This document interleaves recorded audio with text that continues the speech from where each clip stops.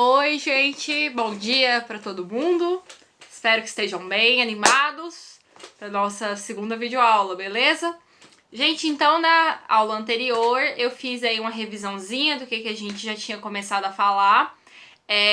Fiz a correção do que foi a tarefa de casa e passei mais tarefa de casa aí do nosso conteúdo novo que eu tinha começado a falar com vocês, tranquilo? Espero que todo mundo tenha feito. Alguns colegas me enviaram por WhatsApp a tarefa, então bora fazer a correção. Gente, páginas 32, 33 e 36 da apostila. Bora lá? 32. Interpretando documentos. A seguir, leia o fragmento de um documento chamado Sátira dos Ofícios, escrito no Egito Antigo em aproximadamente 2400 a.C. Por que eu coloco esse aproximadamente? Tem como eu ter certeza dessa data? A menos que esteja escrito lá e eles não fazendo essa questão da divisão do tempo, não tem como. Por isso eu coloco uma aproximação, tá? O documento original encontra-se no Museu Britânico em Londres. Gente, às vezes vai passar barulho de carro, de moto, é difícil controlar as pessoas, né, pra não sair de casa, apesar que é a nossa indicação, mas vamos ignorar o barulho. O documento original se encontra no Museu Britânico de Londres. Bora no texto. Se escriba, não terás canseira e ficarás preservado de outros tipos de trabalho. Não terás de transportar a enxada, a picareta, o cesto. Não terás que guiar o arado e serás poupado a todos os tipos de canseira. O escriba manda em todos. Quem trabalha escrevendo não paga impostos, não é obrigado a pagar. Beleza, vamos responder aí as questões. Letra A. De acordo com o texto, qual era o melhor trabalho no Antigo Egito? O melhor trabalho era ser escriba. O que é ser escriba? É quem escreve. Vamos falar aqui mais, letra B, em que consistia, o que era esse trabalho? De acordo com o texto, consistia em escrever, é quem trabalha escrevendo. Por mais que eu tenha surgimento da escrita aí na Idade Antiga, é todo mundo que sabe escrever? Não. Então essas pessoas que vão saber, elas vão ser os escribas aí, tá? E C, qual que era a vantagem desse trabalho? Gente, a partir do texto a gente viu, o escriba ele não tem que ficar trabalhando, carregando pesos como os camponeses, por exemplo, né? Até no texto ele cita, não terás que transportar a enxada, picareta, cesto, nem guiar o arado. Além de tudo, você pode mandar todos e você não paga impostos. Ou seja, era bom ser escriba? Maravilhoso, né? Se comparado aí com os outros serviços. E D, qual que era o pior trabalho no Antigo Egito, de acordo com o texto? O pior trabalho é ser camponês, é trabalhar com a terra, com arado, com todos esses instrumentos. Beleza? Página 33. Pesquisa aí de um termo que eu comecei a comentar com vocês na aula passada. Cidade-estado. Gente, nas nossas próximas matérias, sociedades que a gente for estudar, a gente vai falar demais do que é cidade-estado. Então, por isso eu já comecei a falar, mas disso como que era importante vocês pesquisarem em casa o que era uma cidade-estado. Gente, vamos entender que a gente está falando aqui de sociedades que viveram antes de Cristo. A gente está hoje em 2020 depois de Cristo. Então, o mesmo termo de cidade e de estado é igual para a gente? Não. Tá? É o termo, o que significa cidade-estado para eles, lá antes de Cristo, tá? A primeira diferenciação é essa. Estamos falando de algo muito diferente da nossa realidade. Gente, cidade vai significar o local onde as pessoas vivem, local onde as pessoas moram, local esse onde eu tenho existência não só de serviços agrícolas, mas de diversidade de serviços, né? Pessoas responsáveis por diversas áreas, diversas funções. E é nesse local que essas diversas pessoas moram. O Estado, ele vai ser responsável por governar a vida aí dessas pessoas, tomar medidas para melhor administrar a vida dessas pessoas. Então, cidade-estado, no caso, vão ser povoados em que vivem pessoas, que existem diversas funções sociais de trabalho e etc., compartilham de uma mesma cultura, fazem parte de uma mesma realidade e que existe um governo. Esse governo é responsável por criar políticas para melhor desenvolver aquela população. Resumindo, é isso aí, tá? E a cidade-estado, numa mesma região, por exemplo, da Mesopotâmia, que é uma mesma região, eu posso ter a existência de diversas cidades-estado? Posso. Uma cidade-estado depende da outra cidade-estado? Não.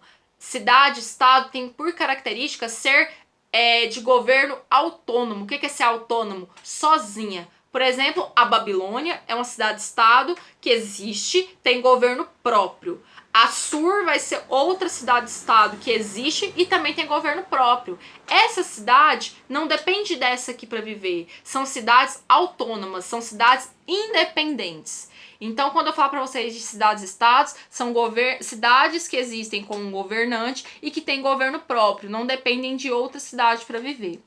Tranquilo?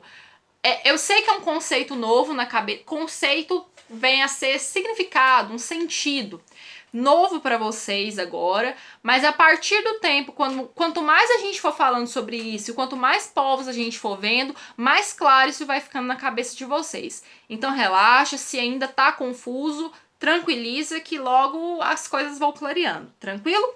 E o último na página 36, gente. Interpretando documentos. A gente tinha aqui uma imagem para a gente analisar. Paleta de Namer, aproximadamente aí 3000 a.C., beleza? Paleta é a denominação atribuída a uma placa cerimonial produzida para registrar um grande evento para o povo egípcio.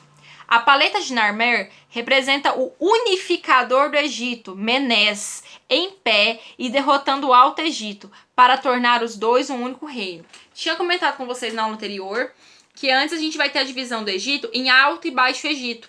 Mas vai chegar um momento que vai ter um sujeito, no caso aqui é o Menés, que ele vai ser responsável por unificar o Egito. Então o Egito vai ter um único governante maior para governar toda aquela região, tá?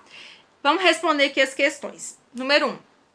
Qual dos personagens da imagem representa Menés? Por que você chegou a essa conclusão? Gente, bora analisar as duas paletas aqui. Observa quem que é o personagem que aparece maior nas paletas. Gente, paleta esquerda. Olha esse sujeito em pé, num ato aí de dominação de uma outra pessoa, segurando algo aí na mão. Esse é o Menés, tá? Então é nessa paleta da página esquerda, porque ela tá representando alguém dominando outra pessoa e esse personagem tá muito maior que qualquer outro aqui da imagem. Tranquilo? E 2. Após a unificação do Alto e do Baixo Egito, o poder dos faraós durou cerca de 3000 anos. Isso é uma afirmação. Pesquise de que forma a localização geográfica do Egito favoreceu a estabilidade do governo dos faraós. Gente, 3000 anos é muita coisa. Pensa a vida de vocês. Vocês têm aí em torno de 11, 12, 13 anos, certo? Já parece que viveu demais. Agora imagina 3000 anos. Durante 3000 anos eu tenho aí o Egito sendo governado por faraós. Como que esses faraós conseguiram ficar tanto tempo sobrevivendo no poder? Passando de pai para filho, de pai para filho, de pai para filho. Características físicas, geográficas. Como assim, professora? Primeiramente, o Egito Antigo ele está cercado ao redor dele pelo deserto da Líbia, pelo deserto do Saara, pelo Mar Vermelho, pelo Mar Mediterrâneo. Ou seja, se não está cercado por deserto, está cercado por mar. Então, imagina, nessa época eu ainda não tenho grandes barcos, etc e tal. Não tem avião, não tem nada disso. Então, como que vai se chegar a esse território desbravando o deserto, desbravando o mar? Não tem como, inicialmente, né? Então, por isso que o Egito consegue sobreviver durante 3000 anos aí, graças às suas características de proteção geográficas, deserto e mar. Tranquilo? Bora pro conteúdo da nossa aula de hoje, continuando a pensar Mesopotâmia e Egito.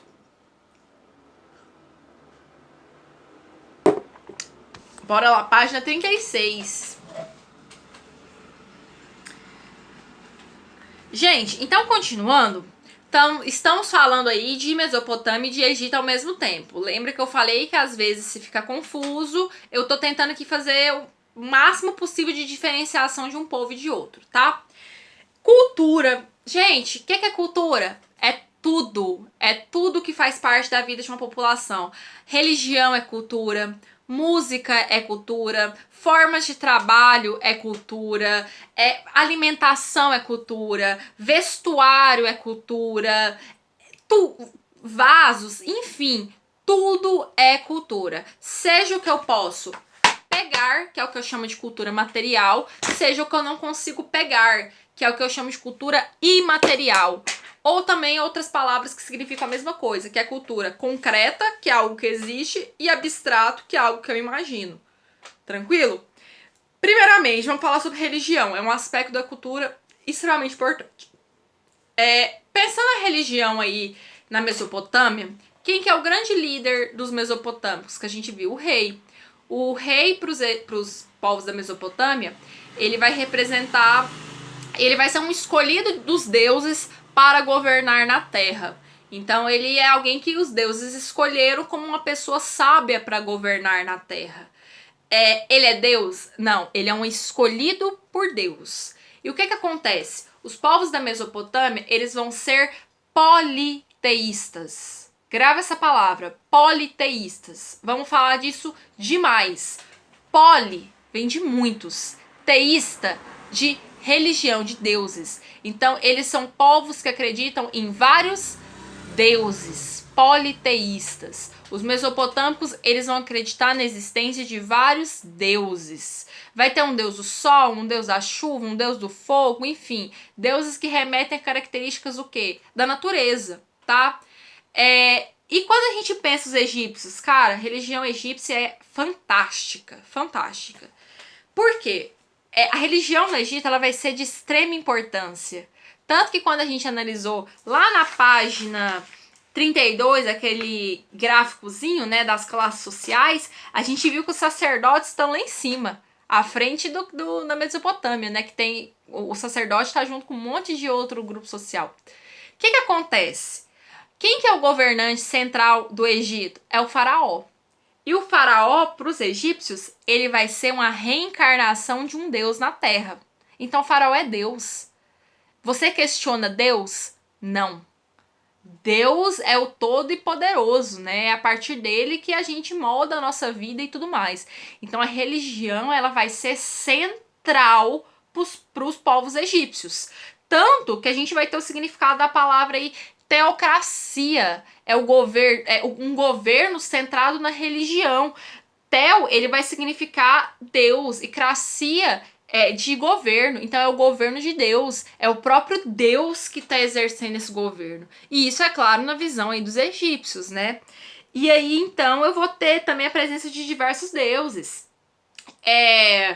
Um deus sol, deuses também vinculados a coisas o quê? Naturais, tá? Isso é fantástico. Só que observe aqui na página 33 de vocês a imagem aqui em cima de um deus. Representação do deus Anubis, o deus dos mortos. O que acontece? Uma característica aí dos egípcios vai ser a zoomorfia. O que quer dizer isso? Zoo vem de animal e morfia de forma. Vão ser formas de animais. No caso, a representação aqui desses deuses vai ser feita por meio disso. Só que não bastando isso, uma palavrinha até difícil de falar. É a antroposomorfista. O que é isso? Antropo vem de humano. Zoo de animal, morfista de forma. Então é um deus que ao mesmo tempo ele tem forma de humano, mas também ele tem características de animais. No caso, quando eu olho aqui essa primeira imagem, olha o rosto aí. Tá com uma forma de gente isso aí? Não. E, inclusive, uma coisinha que eu quero que vocês pesquisem aí. Dá uma pesquisada, gente. Porque na apostila de vocês não tem uma tabelinha com a representação dos deuses, significados. Aproveita esses dias em casa e o tempinho, dá uma pesquisada sobre mitologia, que é mitos, criação, né? Mitologia religiosa dos deuses egípcios, para vocês conhecerem mais um pouquinho sobre cada deus e sobre a forma deles, os quais animais que eles representam e tudo mais, tá? E o que vai acontecer? Além da religião ser muito importante para os egípcios, o faraó, ele é o próprio Deus vivo na Terra, vai ter uma outra coisa que acontece com o ser humano que é muito importante para o egípcio, a morte. A morte, ela vai ter uma função primordial na vida do egípcio. Por quê? Eles vão considerar que você, quando morre, você pode voltar à vida, à ressurreição. E para isso, você tem que ter sido uma boa pessoa. Então, no caso, esse deus aqui, o Anubis, ele vai fazer a condução do seu corpo aí, quando você morre e tudo mais, para o tribunal de Osíris. O seu coração, que é algo que vai ser o de mais sagrado que a gente tem no nosso corpo, vai ser colocado numa balança. Do outro lado dessa balança, eu vou colocar uma pena. Pena essa que é de uma deusa também. A deusa. E aí, no caso, vai ter de um lado a pena e de outro lado o coração. Se o seu coração for mais pesado que a pena, quer dizer que você não foi um ser humano bom aqui na Terra. Mas se a pena for mais leve que o seu coração, quer dizer que você foi uma pessoa muito boa aqui na Terra. Seu coração ele conseguiu ser mais leve que uma pena. Então, por isso, você merece a ressurreição. E aí, o que acontece? Você voltaria à ressurreição no seu próprio corpo. Então, por isso é importante preservar o corpo da pessoa. É onde eu tenho os rituais de cuidado com o corpo, os rituais de mumificação. Né? Quando a gente tem aí esse monte de filme que fala sobre as múmias, coisas mal assombradas e tal, vamos desvendar os mistérios em torno disso aí, tá? O que acontece? É aí na Idade Antiga, com os egípcios, que eu tenho o nascimento de grandes descobertas da medicina. Por exemplo, esses egípcios, eles vão ser capazes de criar um monte de fórmula para cuidar e conservar do corpo. Por exemplo, gente, se alguém falece hoje, eu deixo aquele corpo ali uma semana sem fazer nada, aquele corpo apodrece. A gente é vivo, é matéria viva. A matéria viva, enquanto ela tá existindo, ela tá aqui em processo de regeneração, contato com a ar e tudo mais, e tá vivendo. A partir do momento que isso aqui dentro para de funcionar, eu entro em decomposição. Então, no caso, como evitar esses processos de decomposição? Embalsamento e tudo mais. Os egípcios eles vão criar técnicas para isso. Inclusive, que vocês vão pesquisar para mim para falar um pouquinho mais sobre essas técnicas de mumificação. Técnicas essas extremamente sofisticadas para a época e que vão mostrar aí como que a medicina está começando a surgir aí já nesse Egito antigo. Beleza? Então, e além disso, depois de mumificar esses corpos, aonde que eu coloco? É onde eu tenho a criação, por exemplo, das pirâmides, que a gente viu lá na página de abertura do nosso capítulo. Os faraós, eles vão construir pirâmides durante seu governo, para quando eles falecessem, o corpo fosse colocado naquela pirâmide, para acontecer a ressurreição e tudo mais. E junto lá do corpo, eu vou ter a presença de alimentos, de riqueza, para que quando aquele corpo voltasse à vida, tivesse ele cercado de um monte de coisa para fornecer a manutenção da vida daquele indivíduo. Tranquilo? Aí vocês vão me perguntar, ai tia, mas alguma múmia voltou à vida? Gente, é uma lenda, uma criação mitológica dos egípcios. Só que, fisicamente, a partir do momento que eu tiro os órgãos de dentro de um corpo humano, por exemplo, eu vou e tiro todos os seus órgãos aqui, tem como esse corpo voltar à vida? Não, né? Então, as lendas que vai se criar e tudo mais, das múmias que a gente tem, essa coisa de medo e tudo mais, são criações, mitologia, né, etc e tal. Não tem como uma múmia aí voltar à vida, né, gente? E aqui tem uma imagem fantástica, que é sobre o julgamento de Osíris. É isso que eu tinha falado pra vocês que agorinha. Vamos analisar junto aqui, ó. Cena do julgamento de Osíris. Outra coisa muito interessante que vocês vão estudar em artes é o formato que eles fazem a arte egípcia. É essa forma aqui, ó. Eu coloco essa arte de frente, tá? Isso aqui também é uma característica egípcia. O que acontece? Eu tenho aqui em cima, observa essa galerinha aqui em cima, são deuses egípcios que estão aqui para essa mumificação. Gente, eu vou ter a existência de mais de 100 deuses egípcios, tá? Por isso que eu falo, só que existem alguns principais. Tem uma mesmo que eu sou apaixonada, que é a deusa Ísis, que ela tem umas asas assim, eu acho muito interessante o mito dela. Depois vocês pesquisam algo, Ra vai ser aí um dos principais também. Enfim, tem aqui em cima deuses egípcios que estão aí para esse julgamento. Eu tenho aqui a chegada desse sujeito aguardando aqui o julgamento. E observa a balança. De um lado eu tenho o coração, de outro lado a pena. E aí eu tenho esse julgamento, beleza? Vira pra gente aí, e já pensando na questão da morte, pros mesopotâmicos, eu vou ter a criação de cemitérios fora aí das cidades estado da Mesopotâmia, aonde eles vão considerar que os seres, quando eles morriam, eles continuavam vivendo, mas de forma invisível naquela sociedade, tá? Então a gente viu aqui que como que a apostila ela tá falando pra gente muito mais da religião egípcia, como que ela foi realmente muito importante aí pro mundo. Vira na página 38, outras histórias. A gente entra aqui no Código de Hammurabi. Gente, hoje em dia, como que eu consigo regular a sociedade, as pessoas? Por meio de leis, criação de leis. A gente sabe tudo que a gente pode, tudo que a gente não pode. Ou pelo menos deveria, né, saber. E quando que surgem as primeiras leis no mundo? Mesopotâmia. A Mesopotâmia, em uma das cidades-estado, chamado Babilônia, a gente vai ter a criação de uma das primeiras leis existentes no mundo, que é a lei aí de Talião, que vai ser um governante, que ele vai criar uma lei chamada lei de olho, código de Talião, chamado a lei do olho por olho e dente por dente. O que quer dizer isso? Por exemplo, se você mata alguém, você também merece ser morto ou ter alguém da sua família morto. Ou seja, tudo que você faz de ruim para alguém, você também vai ter aquilo de volta na sua vida. E aí a lei de Talião vai ser um exemplo de diversas leis que existem e todas essas leis vão formar o Código de Hammurabi, tá?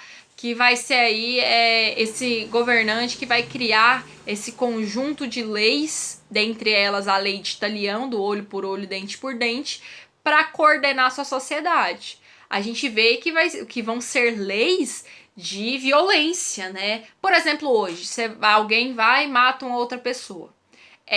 A lei brasileira, ela estipula que essa pessoa deva ser morta de volta? Não. Existem outras formas de julgar essas pessoas. Então quer dizer que as leis de hoje, elas são tal iguais essas leis aí presentes no Código de Hammurabi? Não, são leis aí desenvolvidas. Já naquela época, eu tô falando de algo antes de Cristo, gente, são leis aí extremamente violentas, tá? Dentre elas, essa aí da lei de Talião, do olho por olho e dente por dente. E a outra coisa fantástica que faz parte da cultura é a escrita. Vai para mim na página 39. Do lado esquerdo da página, a gente tem a escrita dos povos da Mesopotâmia, que vai ser uma escrita chamada cuneiforme, que vai ser aí um dos primeiros registros de escrita do mundo. Vai ser feito em placas aí de argila, em formato de cunha, tá? Já aqui do outro lado, do lado direito da página, a gente tem a escrita egípcia, que vai ser uma escrita chamada de hieroglífica, que vai aos pouquinhos se desenvolvendo de formas até eu chegar aí às sílabas e ao alfabeto, tá? E que vai ser escrito num negócio, não em forma de argila, mas em um negócio chamado papiro. O papiro ele vai ser um vegetal encontrado às margens do rio Nilo e que a partir da decomposição e trabalho com esse material, ele vira uma fibra que dura durante muitos anos. Por exemplo, esse papiro aqui, ele ainda existe, tá? Tá aí nesse museu de Nova York. Claro que não em um estado perfeito ainda, mas por meio do papiro eu posso escrever com ele. Vai ser uma espécie aí de um papel, digamos assim. Tranquilo? Gente, então aqui a gente encerra esse conteúdo sobre Mesopotâmia e Egito, fazer uma revisão rapidinha. Vimos aí que são duas das primeiras civilizações da Idade Antiga, dois povos que tiveram escrita, os mesopotâmicos com a escrita cuneiforme, os egípcios com a escrita hieroglífica. Os dois povos têm divisão de classes sociais. Na Mesopotâmia eu tenho como grande chefe os reis, já no Egito eu tenho como grande chefe os faraós. Os reis, eles são escolhidos por Deus, pelos deuses para governar na terra, já os faraós são o próprio Deus governando na terra. Como que o cargo de rei e de faraó é passado? De pai para filha, um cargo hereditário, certo? Os dois são povos politeístas, acreditam na existência de vários deuses. A morte aqui para os mesopotâmicos vai representar a existência desses povos invisíveis, já que para os egípcios eles vão acreditar na ressurreição do corpo, por isso eles vão criar técnicas como a mumificação, a construção de pirâmides, tudo bem? E a gente viu a importância dos rios na vida desses seres humanos, por isso eu tenho a Mesopotâmia ao lado do rio Tigre e Eufrates, Mesopotâmia entre rios, e o Egito ali ao lado do Nilo, rio Nilo. Egito esse que era Alto e Baixo Egito, comandado por dois faraós, até que chega o Menés e unifica todo esse Egito com o governo de um só faraó. Gente, e é isso. Vamos anotar aí a tarefa de casa para vocês fazerem. Primeira tarefinha da página 37. Gente, vocês vão responder o Organize as Ideias. Página 38 tem uma pesquisa. Essa pesquisa no caderno, beleza? Página 39, vocês vão analisar o textinho aqui do Interpretando Documentos e responder aqui na página, analisar o textinho da página 38 do Interpretando Documentos e responder na página 39 e a página 40 e 41 com o Hora de Estudo. Então, só recapitulando, vocês vão fazer a página 37, 38, 39, 40 e 41. Tranquilo? Gente, então é isso. Fiquem todo mundo bem. E próximo vídeo aí com correção para vocês. Um beijo.